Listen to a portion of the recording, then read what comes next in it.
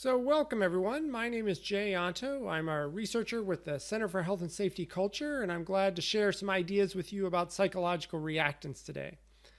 So just a few housekeeping things before we get into the content.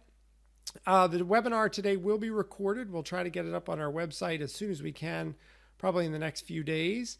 So if you want to watch any parts of it again or share it with somebody else, it will be available. As I think most of you, certainly if you're hearing me, you've already connected your audio. But if for any reason during the webinar you should lose connection with the audio, just go back and find that phone icon, click on that, and that will allow you to reconnect with the audio. And you can reconnect by having the system call you, you can call in, or you can listen over your computer as well. Right now, all the participants are muted. So that just makes our audio quality a little bit better for the recording. But you can feel free to send in information with the chat or the text window. So again, with the WebEx, if at any time you should lose your audio, just go find that phone icon, click on that, and then the system will set you up so that you can call back in or get reconnected. And then if during the webinar you would like to ask a question, you should somewhere have a question and answer panel. And so that's available. You can type in your question. I'll keep my eyes open to look at those. If I can, I'll try to respond in the moment. But we'll also have a chance at the end to answer and address those questions as well. I also have some other colleagues from the center who are watching those as well, and they might be able to help with questions as well. So feel free to send them in as we're going. There's also a chat box that you can use, and we'll keep an eye on that as well. So just know that those two resources are available so that you can communicate during the webinar. We'll also have two polls. So I'll ask you a polling question. That'll pop up another box. That'll be an opportunity for you to respond. We'll try to do those pretty quickly. So when those open up, just look for that polling box, submit your answer. You click on the answer and then press the submit button, and then we'll look at the results there. So with that, I think we'll go ahead and get underway. Just a little bit background about the center. So we are an interdisciplinary center at Montana State University, and we really conduct research to explore how culture impacts health and safety. And we know that the word culture is a very big word, and it's a very complex topic. And we look at culture through the lens of shared values, attitudes, and beliefs, and how those influence a wide array of behaviors engaged in by a wide array of stakeholders in terms of influencing health and safety. We also think it's extremely important to bring what we learn out to the field. So a lot of our work is also focused on training, sharing ideas like this webinar, and doing guidance with communities.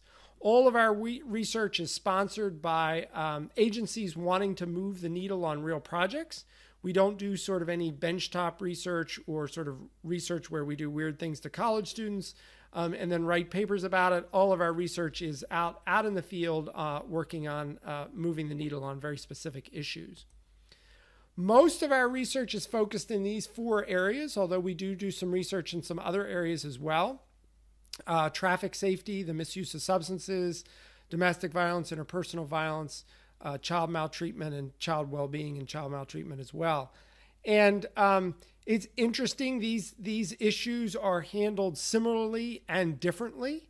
They're certainly handled very differently, I think, at a federal level. As we get down to community, we start to see more overlaps and intersections.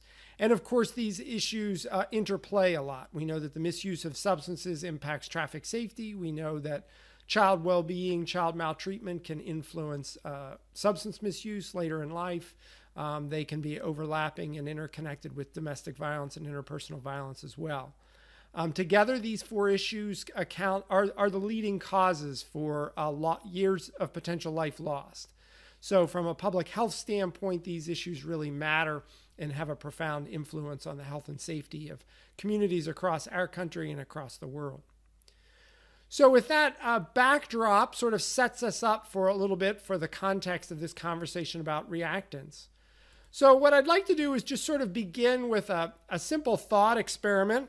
So imagine if you walk into your kitchen at your workplace. If you don't have a kitchen in your workplace, imagine that you did. If you don't have a workplace, maybe you work at home or at a different offices. Just imagine a time maybe when you did have a bunch of coworkers and colleagues, maybe a lot of people working in the workplace, and they had that shared space where there was that shared microwave oven and all the joys that it brings in terms of having a shared kitchen with a lot of other people. And imagine you walk in one day and on that microwave is a sign. And the sign says, absolutely, positively, never, ever put fish in this microwave, with a big exclamation point. So what I'd like you to do is sort of see how you immediately react to sort of a sign like that. So I'd like to bring up a polling question. Look for your polling tab. Go ahead and click in. So how much do you want to bring in fish in tomorrow and try it in the microwave? Just go ahead and click in whatever your responses are. Now, of course, I know this is a very skewed question because if you don't like fish, you're not going to bring in fish, but just go ahead and click in how you might respond. All right, number of folks have, that's great. Just keep clicking in. We'll see as many of those as we can get. We've had over half of you have finished, so that's great. Number of folks are still in progress. Just pick your answer and pick the submit button. That'll be super. We'll see what you're thinking.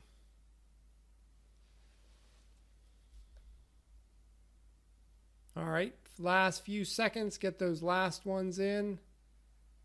Down to just a few folks who haven't responded. Go ahead and click in.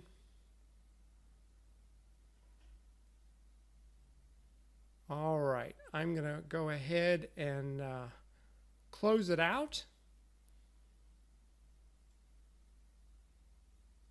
So just give a few more seconds for folks to give their last responses in. All right. So now we can look at, I think I can put up and share the graph with you. So what we had was about, a third of you said not at all. Maybe about 1 in 5, 1 in 4 almost said a little bit. Slightly more than 10% of you said, I'm seriously thinking about it. And a few folks said, yes, I'm bringing fish in. So this is that's kind of a distribution we might expect. But of course, it's just a silly question. But it sort of brings up the idea of how do we respond to a statement that is sort of over the top in terms of pushing back on a behavior. So this allows to get into this idea of psychological reactance.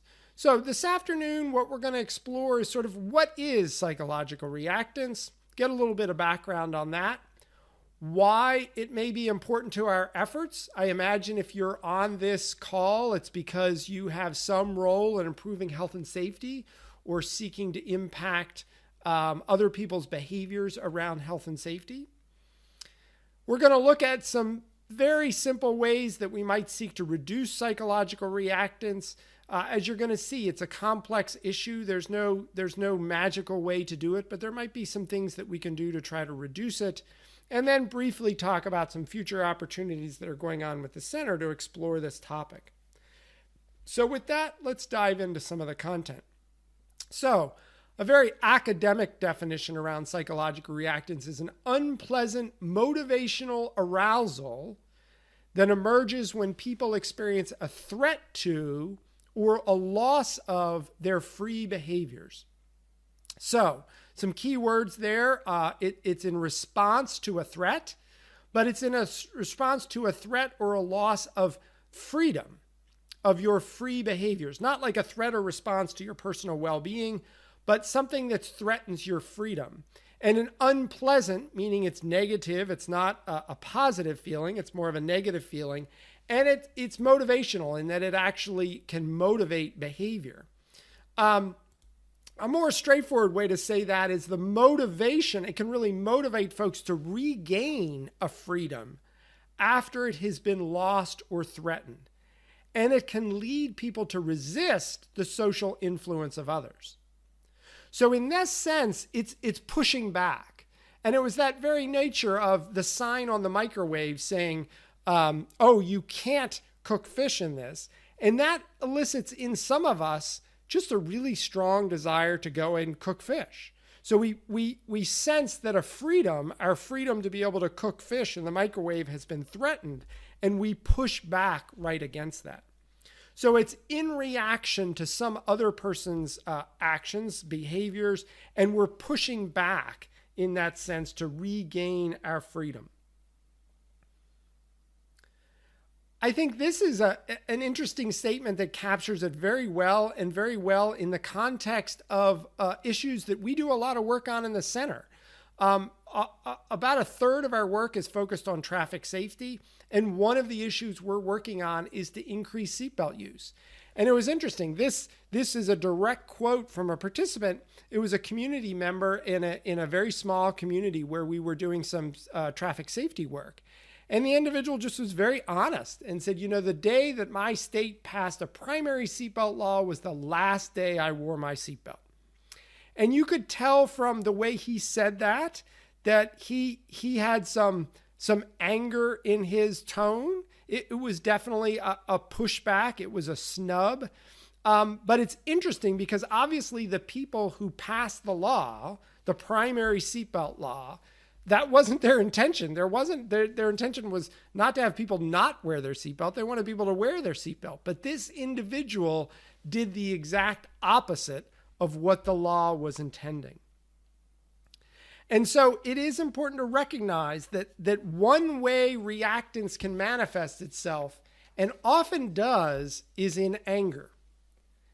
And so it's interesting to think about if we elicit anger in our efforts to improve health and safety, we're in a difficult spot, right? Because maybe the person becomes angry enough, like this individual, where they go and do the opposite. They undo the very behavior we're trying to get them to do. Or they might just be in a mental state where they stop listening to us, they don't hear us, they disengage. And of course, in all of our efforts to improve health and safety, we want people to engage, to listen to us, to take in information. So anytime we elicit anger in somebody in such a way that they're going to push back on our messaging or our information or our intervention or whatever we're doing to shift their beliefs, we're in a much more challenging situation. Now, some research on psychological reactance has tried to look at, is this a trait of people? Is this like a characteristic that is just ingrained in people's personalities or their makeup? Or is it a state? Do we sort of get in an emotional state where we're more reactant than others and we can sort of calm it down? And is it something that is fleeting? And the research really comes out that it's a little bit of both. It's unclear that we can define it as one or the other. There have been some experiments where they simply look at physiological responses. So they're looking at heart rate, blood pressure, some other things like that as they share different kinds of information with individuals. And for some folks, certain kinds of messages just elevates their heart rate. It just sort of creates a physical response where they're becoming more, aroused. And that may be manifesting in anger, but from a physiological response, you can't tell. You can just tell that they're in an aroused physical state. You can also do things where you're looking at their cognitive responses and clearly see that they respond and would label what they're feeling through the lens of anger and pushback and things like that. And for some folks, they can sort of be talked down and navigated through that, and other folks less so. So really the research comes out saying that it seems to be a little bit of both. And I think the research is really ongoing to sort of see whether one dominates more than another. I haven't seen as much research in terms of looking at it in a variety of different cultures. We're going to look at one dimension of culture here in a minute, but not really seeing that reactance is stronger or weaker in different broad, like international cultures. There are differences that you see between individualistic and collective cultures, though. In individualistic cultures, which tends to be more characteristic, for example, of the United States, there is a sense of psychological reactance, and it tends to be more of them versus me. So it's something that's coming back and pushing on me, and I react as an individual pushing back. In collective societies, it tends to be a little bit more of them versus us. So reactance can appear in collective societies if a broader group or a group in dominance threatens even somebody whom I feel, threatens the freedom of somebody whom I even feel is within my group, then I will also start to feel some reactance. And interestingly, if somebody is within my group and they threaten some of my freedom, I may have less of a reactance to that because I see them as one of me. But, this is not black and white. It's a continuum across that. But it is interesting just to see how it does manifest slightly differently in individualistic societies versus collective societies. But there's still a lot of ongoing research to explore this and understand this. Now, what are things that elicit reactance? Well, one tends to be the source. So what is the source of the information? And the source can influence whether reactance is stronger or weaker. Clearly, the message can elicit reactance. So what is said, what is conveyed, what is understood in the message, and how it's stated. And the tone. The tone can absolutely matter. And the tone, of course, can come across in many different ways. I mean, if we have something that has actually sort of sound associated, we can have the classic definition of tone. What was the person, what was the tone of their voice? But even in other visual media, we can have a tone. We can have a tone within an image. And we can have a tone that's set up with sort of the frame or how things are positioned or the broader context. So tone is a very broad notion. So let's look a little bit at this. So one thing to recognize is that definitely source can matter. So traditionally and often in traffic safety work, one mechanism that we seek to use to modify behavior in traffic safety is enforcement. And enforcement can often be portrayed in enforcement messages, obviously coming from law enforcement. So it can just be interesting as to how law enforcement messages are portrayed. And certain styles may create more of a source of authority that may trigger more reactance compared to other messages, still coming from law enforcement, but that may be not as direct. Like you can see, both of these images have a very direct, authoritative sense of the source. Even the one on the left, although it's a caricature, it's an icon, it's not an actual image, but it's in black and white. The officer is portrayed as looking directly at you. The one on the right, obviously, the officer is looking directly at you. It's a very well-trimmed, but the brim of the hat and everything just right at you, the hand on the citation booklet. So one thing to think about is how do sources and how do the sources that we all use maybe elicit reactance? Another source is the message.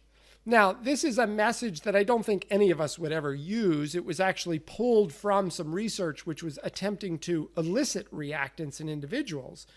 But it's interesting, this is an exaggeration, but we still might see elements of this in our own communications or our own interventions or efforts. So it has that, any sensible person can see there's really no choice when it comes to flossing.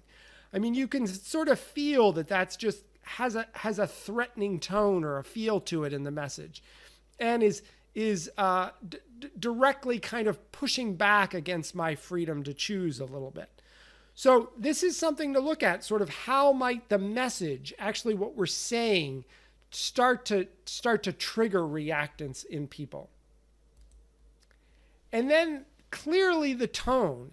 Now, it just doesn't work well over WebEx to play a video, but I think many of you remember this television ad. It was a public service announcement that was out many years ago, but it's still, we all hear about it. And this is the one where, you hear the eggs sizzling on the pan, and you hear that for a while. And then the audio says, okay, last time, this is drugs.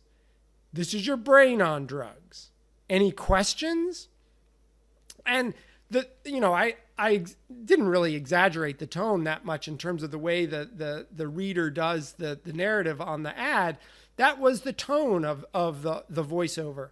And especially at the end, that statement, sort of, any questions. It wasn't like, hey, do you have any questions?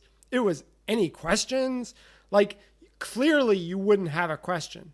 So this is an example, I think, where the tone was almost a little bit sarcastic, right? I mean, they weren't really asking if somebody had any questions. It was like, you wouldn't be dumb enough to ask a question here. And so it was very pushback. It was obviously something we could all remember. It had great awareness. But the question is, did it elicit reactance in folks? Does it sort of create that pushback? And so the tone that we use becomes extremely important as well. And as I said, tone can be conveyed in literal tone of our voice, but tone can be conveyed in lots of other ways as well. So that's just a little bit about psychological reactance. It's a reactance to perhaps a source, a message, or a tone. It's where we might be perceiving a threat to our freedom, and we might respond by pushing back, by becoming angry, by rejecting the information. So why does this matter in our efforts to improve health and safety? Well, if you look at some of the issues we address here at the center, maybe some of you on the call are addressing these issues, but they might be similar to the issues that you're addressing. So let's take seatbelt use. This is a very basic behavior. Traffic safety has been working on this for decades and made huge strides. So right now, about 90% of the population in the US wears a seatbelt. That's great. That means we've reached to where we really have a strong culture of wearing a seatbelt.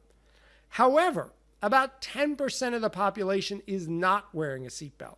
And while culturally, I would say seatbelt usage is the norm and it's a strong norm, from a public health standpoint, 10% is way too high. Like 10% is a huge amount of risk and danger that the general US population is experiencing. And that's why, about a third or so of fatal car crashes, maybe even more, involve an unbelted occupant. So if we could get people to wear their seatbelts, we could significantly decrease the harm associated with vehicle crashes. And that reduces fatals, but also serious injuries big time.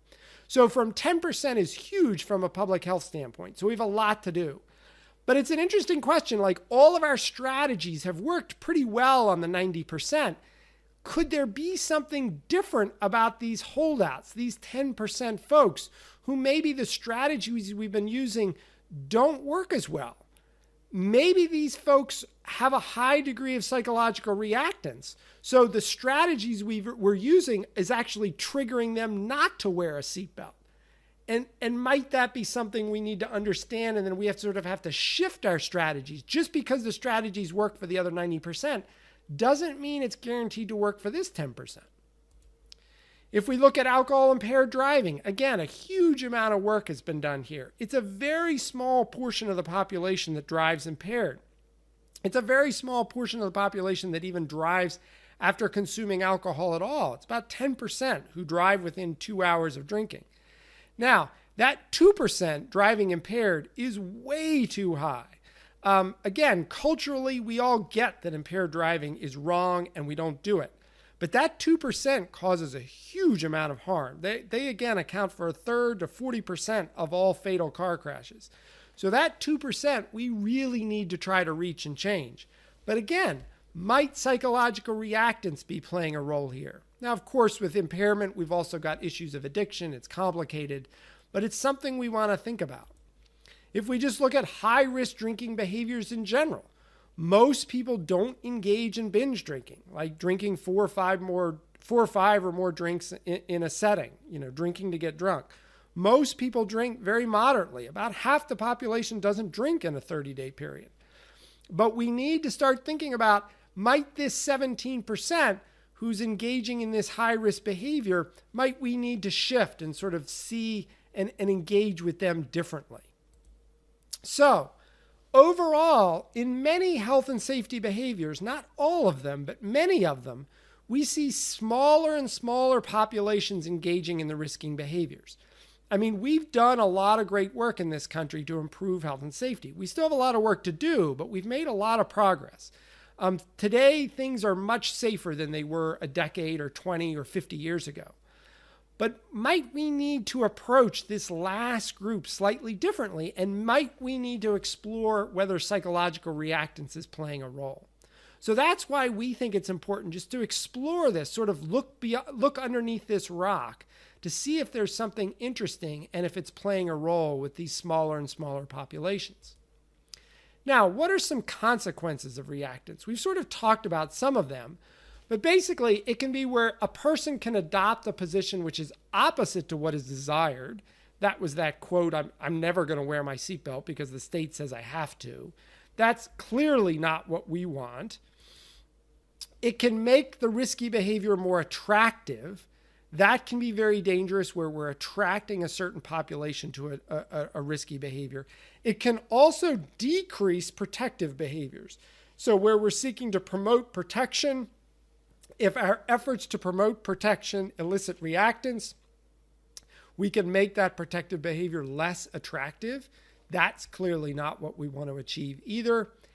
And very concerning, it can result in people rejecting the source of the messages.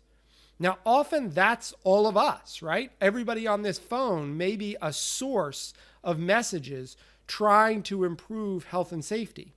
So if we, through our messaging, start to trigger people to discount or reject us as a source, we're in a bad way, because we're not only sort of challenged with the particular issue we're addressing right now, but we might be challenged tomorrow or in the future as we start to address other issues. So whenever we lose the trust of our audience, that's a major challenge.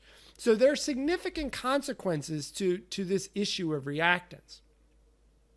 All right, so let's do another polling question. And this time I'd like to ask you, sort of as we've started to talk about this and think about this, how might psychological reactance be playing a role in your work? I mean, I'm just kind of curious from the folks who've joined us today. We have close to 100 people who are listening right now. Sort of how are you thinking? How might this be a part of your work? So go ahead, find that polling panel, click in. Really curious what folks are thinking, and I know we've just given you a small amount of information, but just based on what we've shared now, what do you think? Good, about 2/3 of you have completed the poll, so that's great. Just keep on going.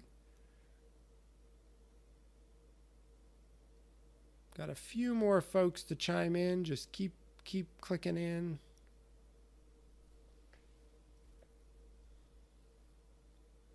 This is where I need some good background music or something to fill in the void. Okay, just a few more. Going to click in.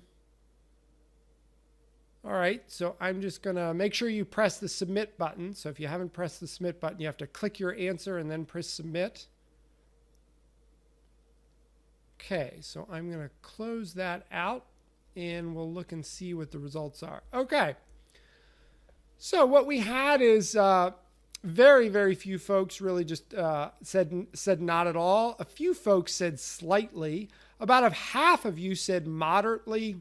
And about maybe a quarter of you said significantly. So interesting. I think it's just an interesting idea that we can continue to explore and see how it might be influencing the work that all of us do. All right. So we've talked a little bit about what it is, why it's important. Now we want to explore a little bit about some strategies we might use to reduce it. So one of the things we want to look at is reducing or exploring the language that we use. So if we start to use what is considered sort of broadly forceful language, that might trigger reactance in folks. So words like should, ought, must, need have been found to sort of increase reactance in people. Now, this is very interesting because, I mean, historically at our center, we have done and still do a lot of work around using messages that describe norms, shared beliefs, values, beliefs, and attitudes. And one norm that has clearly been shown in the research to be effective are called injunctive norms. And that's stating what people should do. So it might be a message, like 7 out of 10 parents believe that parents should not allow their children to drink alcohol. So that's an example of a message that's trying to create a shared norm around an injunctive norm, what we should do. And it's interesting. In general, the research shows those to be effective, very effective, sometimes more effective than a descriptive norm, which is to say like 8 out of 10 parents do not allow their children to drink alcohol at home. So that sort of descriptive norms describe behaviors, injunctive norms describe shoulds, what we should or should not do. And the research has shown that injunctive norms can be effective, but it might be interesting to see, are injunctive norms handled differently or triggered reactance in some folks? So that's something we'd like to explore and look at more. The research would say that instead we want to try language like consider or can or could or may, which we all sort of feel like, well, that's kind of backing off. That's not being as strong as we should be. And that's very true. But we might have to do that to avoid triggering reactance in some folks. In general, what this language can do is to create a sense of a choice. And that's very much a notion which has been found to help minimize reactance, is if we can give people choice, then that basically regains their sense of freedom because they now have some authority to make that choice. So, for example, if you have a teenager or any age child, they can often exhibit reactance. And for example, you're trying to get them to do their homework and you sort of say, you have to do your homework right now. And then they say, absolutely not, and storm out the door. Another option is to sort of say, okay, we kind of need homework to be done by 7 o'clock. You can do it now or you can do it later. But it needs to be done by 7. So giving them some degree of choice can seek to reduce some of that reactance. And that's certainly what is coming out with some of that language. Something else that has been found in the research is to choose gain language versus loss language. So gain language can sound like, when you use sun protection, you will gain certain benefits. Loss language could be when you don't use sunscreen, you will pay the costs. Now, this is very interesting because this contradicts what behavioral economics would say. Behavioral economics looks at how do people value certain choices, and are there certain ways that we can frame choices where people value things differently. And behavioral economics would say that we tend to value loss higher than gain. So for example, if I have a shirt that I really like, and I own the shirt, I have the shirt, and a friend of mine comes up and says, I'd like to buy that shirt, which I like, from me, the value, the price that I would put on that shirt that it would take in order for my friend to buy it would be higher than the price I would pay to get the shirt if I didn't have it. So in other words, I value having something keeping it and not losing it greater than gaining it if I don't have it. So behavioral economics would say you want to use loss language, that loss language will motivate people more than gain language. However, with reactance, it appears that gain language is better than loss language. So again, this might be something where loss language has been effective in getting us pretty far with a lot of the population, but we may need to now shift to using some gain language in order to tone down some of the reactance that might be triggered.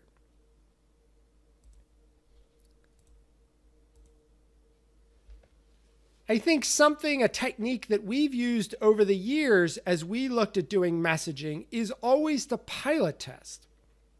It's really hard to tell what can trigger reactance with folks. We might look at a message and feel that it's very positive, that it's very open, welcoming, warm. Others may look at it and see or feel something very different. So the idea is we just need to take mock-ups of our messaging, our communication, our interventions, anything, and share them with folks, and then ask them, how does this make you feel? And of course, we have to do that in a way that they feel very comfortable giving an honest answer, but that's a part of any pilot testing. But what we're looking for is, do they have any sense of threat? Do they have any sense of being pushed or being intimidated or having a freedom taken away? And how do they react to that? And again, not everybody is. But if somebody does, is there something easy or simple we can do to modify it, to quiet that down? Like, what did they find was threatening? Was it the nature of the source? Was it the tone? Was there something conveyed in the colors or the fonts or anything that just created this, or was it, in the message that created this sense of reactance? So it's definitely something to explore through pilot testing. So those are some just quick ideas about how to potentially mitigate it. This is a lot of ongoing research. And in the published research, there are just a lot of folks still continuing to look at this. So I just wanted to spend a minute and share a little bit about a project we're hoping that will come through that we'll be able to use to explore this as well. So this is a project that's potentially going to be sponsored by the Transportation Pooled Fund. And there's a traffic safety culture pooled fund project. It's very interesting in the transportation domain. The federal government creates a mechanism whereby states can pool their research dollars together with other states to do research that maybe individually they wouldn't be able to fund. So Montana Department of Transportation is the host, Sue Sillick, with the Traffic Safety Culture Pooled Fund. And there are a number of participating states, and other states can join at any time. So this pooled fund, we work with this pool fund a lot, and they're looking and wanting to explore this issue of reactance specifically in the domain of traffic safety. Now, if any of you are out there interested in about the pooled fund or interested in joining or exploring that, you can explore that by contacting Sue directly or looking on the MDT website. There are lots of ways to connect. You can also connect with us and we can connect you with them. But just if you're interested in learning more about it, that's an easy way to do it. But what we're looking at is a potential project. This has not been approved by the pooled fund yet. We're in discussions about designing this project. But what we'd like to look at is really start to measure the prevalence of psychological reactance among adult drivers who never or rarely wear their seatbelts. So this is one group, as we said, it's about 10% of the population, and we just want to explore how prevalent is psychological reactance among them. We also want to look at it among folks who drive aggressively, and we're defining driving aggressively in this context as folks who routinely speed, follow too closely, or pass excessively. There are a variety of definitions of aggressive driving. We're sort of using this definition, so it's a pretty broad definition. And we want to compare those to adults who don't engage in these risky behaviors. We're going to look at psychological reactance. We're also going to look at another phenomenon, which is called moral disengagement. Moral disengagement is where I sort of justify my inappropriate behavior through some interesting manipulations or justifications. So I might say, yeah, I know that driving aggressively is wrong, but I'm a really good driver, and these other people are just stupid and they drive too slow, and it's no big deal if I do it. So we sort of go through some mechanisms where we justify something that we know is wrong. That's sort of a quick definition of moral disengagement. But we're going to look at moral disengagement and psychological reactance on these two behaviors. Then we're going to look at developing some potential messaging and testing with folks to see if different kinds of messages tend to increase or decrease reactance. And can we find some messages that still get at some of the beliefs we want to address around wearing a seatbelt and aggressive driving without triggering reactance? So we're just going to do it'll be some online intervention survey work with people to see if we can look at those messages. And so this is a project that we hope the pooled fund will choose to fund. If they do, it would probably start in early 2019, and we have it scheduled out to be like an 18-month project. So you'll be able to follow it. We'll share updates and some different insights as that unfolds.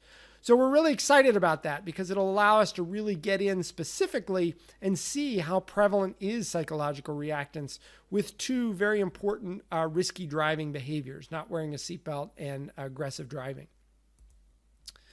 All right, so it's just some quick review. We've briefly talked about what psychological reactance is, this arousal, this emotion that comes up in folks that actually leads to behavior change where they push back.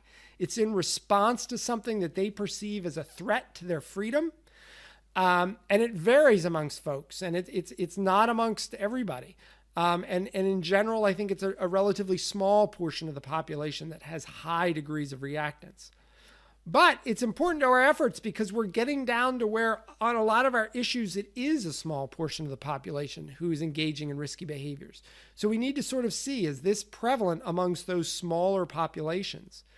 We briefly introduced some ways that we can try to reduce psychological reactance. We want to lessen sort of our strong language, give some choice language.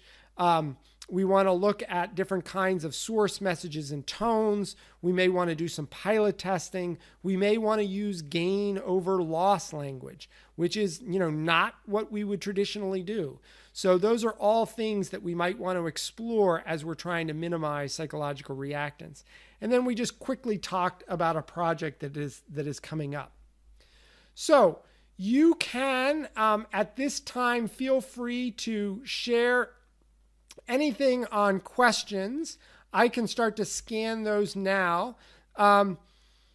Somebody shared an example of moral disengagement in terms of it sounds like there are bicyclists and drivers who buzz me when I'm bicycling and try to teach me that I shouldn't be riding in traffic. Yeah, that's an extremely unsafe behavior. And right, if you were to sort of probably get them out of their car and in a different environment and sort of talk to them where they weren't hyped up, would they sort of realize how dangerous? I mean, that can be extremely dangerous to somebody. So it's a good example of moral disengagement, that sometimes when people get in their cars, they just sort of lose their sense of right and wrong. And I mean, they could absolutely kill a bicyclist by forcing them off the road, but they might not realize that in the moment. So sort of what's going on. So I think that is a good example. I'll just quickly toss out, we're also doing another project that is exploring pro-social behaviors between drivers and cyclists and drivers. So that's just tangential to that. But since you brought up that issue of bicyclists and interactions between drivers, and we're doing some survey work on that right now. Another question popped up, are there situations where reactance could have a positive effect? It's interesting to think about. I'd have to think about that more. I don't know right off the bat, but it could be if we really want somebody to hunker down. I think you have to be careful in any kind of a situation where you might try to use sort of like, I'm going to use reverse psychology to sort of do something and then get somebody to do the opposite. because, you know, especially if you're doing broad messaging, there could be people who don't do the opposite and do what you say, and then suddenly you've created a very bad outcome. But I have to think on that right off the bat. I don't know right away what would be a positive effect of reactance, but I have to think about that more. It's a great question. What are some other sources, not law enforcement, that you recommend for traffic safety efforts that might have less resistance or reactance? That's a great question. And I think that's one where a lot of efforts on traffic safety are trying to expand and engage more public health folks. So we really make this a public health issue. And I think law enforcement has done that, but it can be hard for law enforcement to do that because their primary role is law enforcement. Now, some law enforcement leaders really create their tone and their frame in law enforcement as public health and public safety. Sometimes they do, sometimes they don't. And it just depends upon their approach and their messaging. But I think in traffic safety, the more we can engage the public health arena and really make this is an issue about public health, I think we can try to diffuse that. We can also use the healthcare community to do that. So making doctors, physicians, nurses, ER folks communicate that can be a really good way to go. So that's an interesting way to think about it. What instruments measures are you using to assess reactance? That's something we want to get into and look at more. We have not done a lot of our own primary research to measure reactance. There are some tools out there. There are some scales. So we want to look at those and test those and see how well there are some instruments, but there's still also ongoing development work there. To what degree should psychological reactance be considered for health behaviors in which more of a harsh or a scare tactic may be more helpful? Well, I think you'd want to really look into that and see. I think scare tactics, our view on scare tactics is we're not a big fan of scare tactics. We can often see where scare tactics can boomerang. And so we just see a lot of negative unintended consequences of scare tactics. I think reactance can be coming up in those and something to think about. But I think, you just have to look broader at that context of scare tactics. Have you found a difference in reactance behavior in children and adults? It would not be something that I think we've found, but certainly seen in the research. It tends to be teenagers and young adults can be much more reactant than others. That just tends to be a developmental time in their life. So adolescence, that's sort of by definition is when individuals are starting to go out on their own and sort of naturally reject the immediate settings and their immediate roles to define their own roles. And so that can be very characteristic of reactance. So I think, that sort of 16, 17 to 25 can be a high period of reactance. So it definitely tends to be associated with age. So interesting. I'm always amazed at the hateful response I get when I suggest the possibility of installing a roundabout to improve safety at an intersection. So for the transportation folks, a roundabout is a mechanism that is used to avoid an intersection, a straight T intersection or a cross intersection. And roundabouts put you in a circle. And you merge, and they're much safer because you eliminate either crashes that are directly opposed to one another or T-bone crashes, which are the most deadly kinds of crashes. So roundabouts are extremely safe, but people don't necessarily understand them. And I think that's a good example of where reactance might be coming up and where we might have to sort of think about easing into that. Maybe that's also people reacting to I don't like to merge, and merges are just, you're forcing me to merge and I don't like to merge.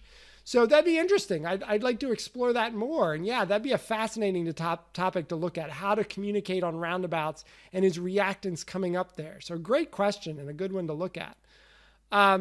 Another one, in the states that are potentially going to participate in the upcoming research, should we try to begin exploring implementing this approach, or what would be best to wait until it can be more collaborative effort?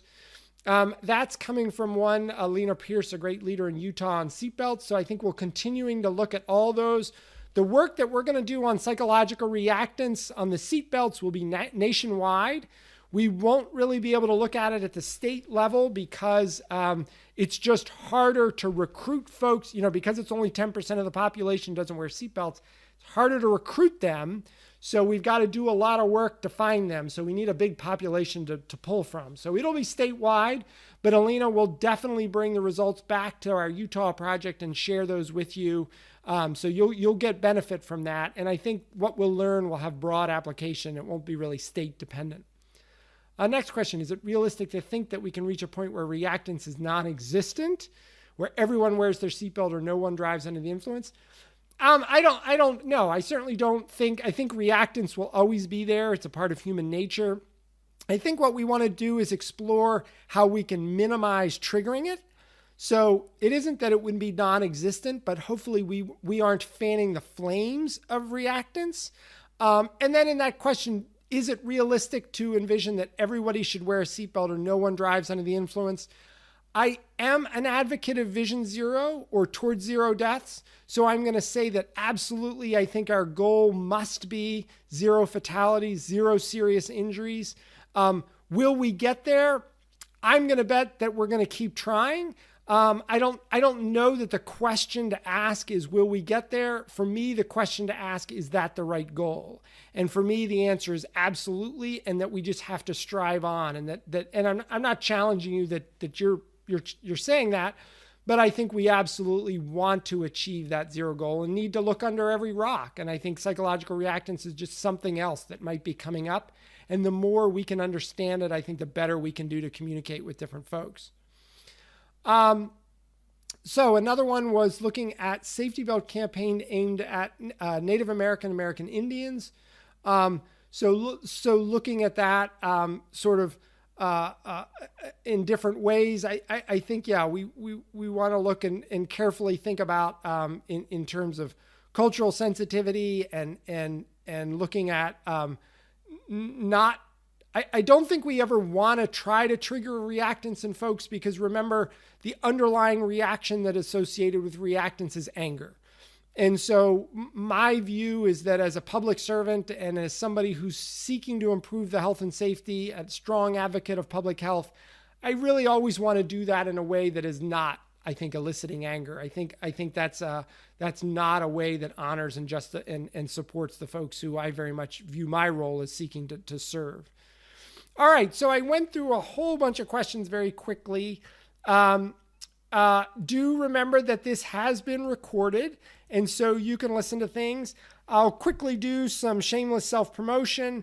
There's some other webinars that are coming up that are going to be led by my colleagues. So we've got a really cool one coming up about reducing underage drinking with practical tools that focus on social and emotional skills. We have another one that's looking at communication as a catalyst for growing positive culture. And then in February, we're looking at moving beyond bystander engagement and growing citizenship. So all webinars that you might sign up for, again, those will be recorded. So even if you can't join at that date, know that you can watch them later on. They'll be on our website. You can sign up for those also by joining our quarterly e-newsletter. We always put announcements in the e-newsletter, so you can sign up for that by going to our website.